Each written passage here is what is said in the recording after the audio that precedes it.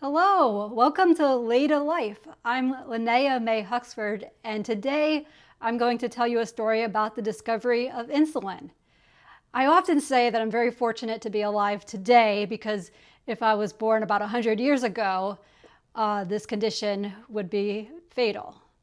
Coming from a place of gratitude for science, for all the scientists who have worked on solving diabetes with the discovery of insulin and then making life much easier and better through insulin pump technology. It's that coming from a place of gratitude is a helpful mindset. And as somebody who is really interested in science, I spent some time reading about the history of insulin and giving a presentation about it. And I wanted to talk to you all about a small part of the story that stood out to me. So it's 2025 right now, and going back, it's about 105 years to 1920. It was Banting who had an idea, who really propelled forward the discovery of insulin. He was not the first person to try to work on this by any means, but it was life-changing to so many people with diabetes between 1920 and 1923. In 1920, there was no cure for diabetes. If you had diabetes, the best treatment they could offer was essentially a starvation diet. They had figured out reducing carbohydrates, not eating as much food, and increasing exercise could prolong life, but people got very thin, and it was really a miserable thing to have diabetes. They did know that, or they suspected that there was something in the pancreas that was played a part in diabetes. There was a scientist that discovered that if you removed a pancreas from a dog, that dog got diabetes. And there was a lot of scientific work on trying to figure out what's the connection between the pancreas and diabetes, and is there a solution to solving diabetes by getting an extract from the pancreas.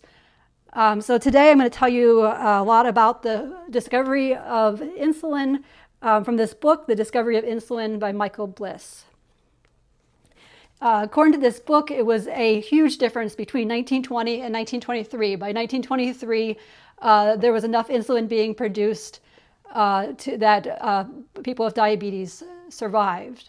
So the challenge was that the pancreas produced more than just insulin. It does produce more than just insulin. It also produces digestive enzymes. So the pancreas is an organ behind the stomach.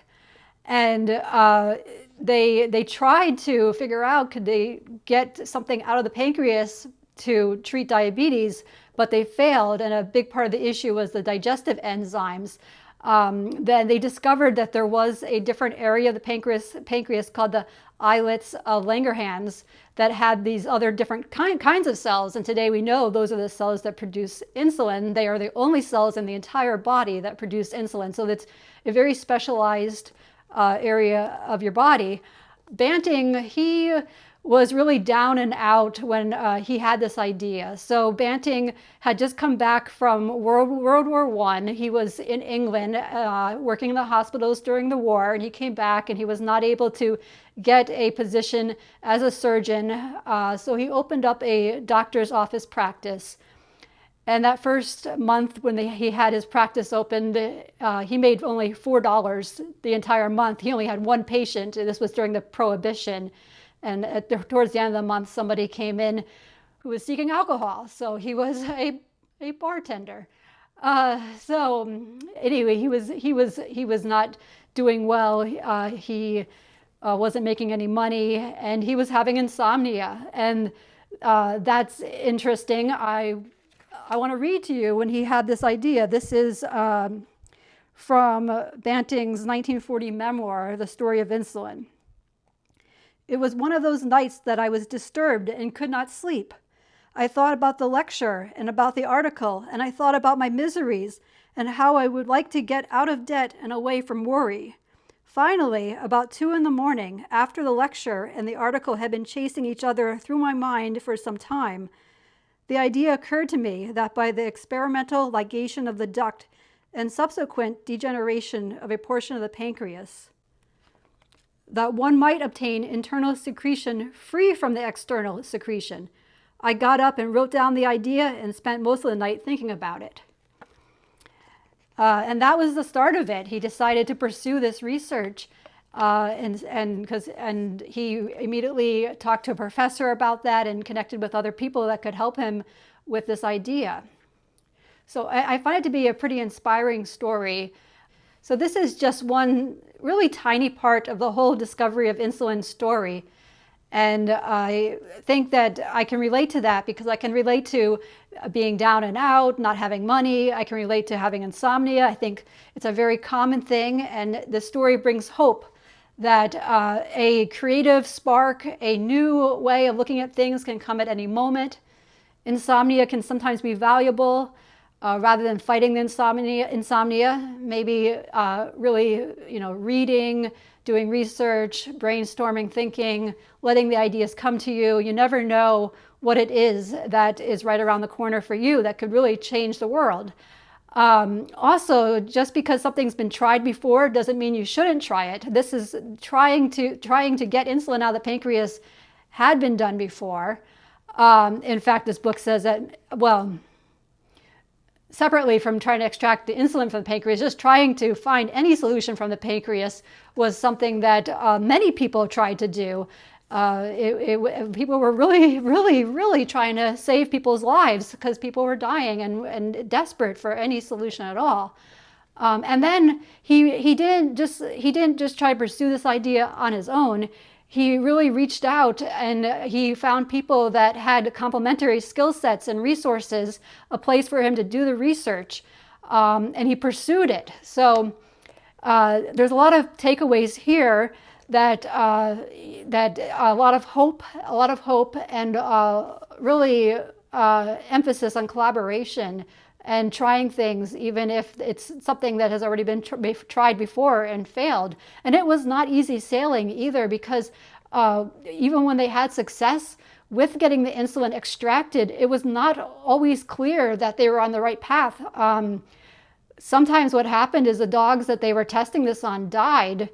And the part of the issue was sometimes that the insulin extraction was actually so strong that the dosage was so high that it killed the dog because the dose was so high. They did not know how to dose insulin. Too much insulin, just enough insulin treats diabetes. Too much can kill you. So it was really really quite an effort to be persistent about this, to find a cure. And I guess it may be incorrect to say that insulin is a cure, since you do need to continue taking insulin, and we are seeking a cure for diabetes today. But compared to dying, you can see why I use that word. The story of insulin reminds me of an African proverb that says, if you want to go fast, go alone. If you want to go far, go together. And the discovery of insulin is one of many inspiring stories over the course of the history of insulin. If you'd like to read more, this is an excellent, well-researched book, The Discovery of Insulin by Michael Bliss. And if you're interested in more about LADA diabetes, a lesser-known form of diabetes that is treated as type 1 diabetes, check out my book, Success with LADA Diabetes, Achieving Optimal Health with Diet, Exercise, and Insulin. And please subscribe if you'd like to get more of these podcasts. LADA Life, there's so many topics to share. My website is insulinpumplife.com. My shirt is from T1 International, a nonprofit working on insulin for all. Despite insulin's availability, everyone does not have access to it, even today. Thank you.